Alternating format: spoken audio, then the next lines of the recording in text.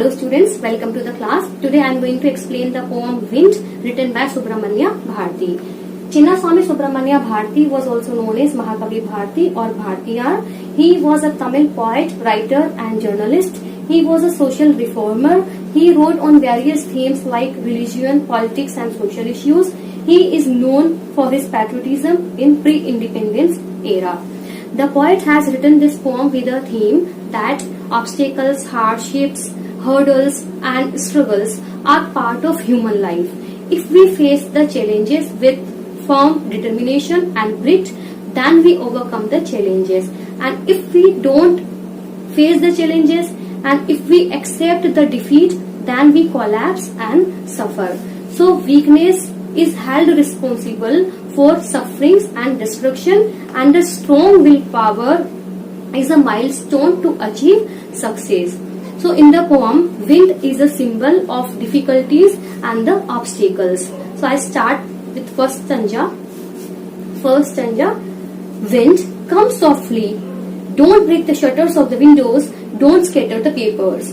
Don't throw down the books on the shelf. The poet is requesting the wind to blow gently, and he requests the wind not to break and crack the shutters of the windows, and he tells the winds that he should not scatter the papers that are kept on his table, and he tells the wind that he should be very gentle so that the books that are kept in the shelf should not fall down on the floor. So the poet is requesting in the first paragraph that the wind should come softly and gently. Second stanza, there, look what you did. You threw them all down. You tore the pages of the books. You brought rain again. Now the poet is complaining that the wind has created a mess up in his room. So the shutters of the windows are already broken and cracked, and the pages are torn and the books are lying on the floor, and he tells that it is raining because of heavy wind. Heavy wind has caused rainfall, and rain water is also coming through the window, and it is increasing the mess up. Third stanza, you are very clever at poking fun at weaklings. Frail crumbling houses, crumbling doors, crumbling rafters, crumbling wood, crumbling bodies, crumbling lives, crumbling hearts. The poet tells the wind that the wind is very clever. He weakens the weaklings and he strengthens the strong ones. So he says the houses, the doors and the rafters are the beams to support the roofs. Whatever is weak or in falling condition, you destroy them, you damage them, and you leave the people keep on standing there and they are facing the harshness of life. Stanza 4.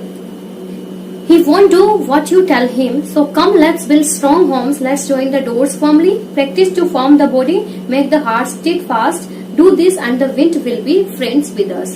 The poet tells that he has requested the wind not to blow heavily and not to create mess, but the wind has not listened to him. That's why now the poet asks us that we have to be strong, because the wind is not listening to the poet or anyone.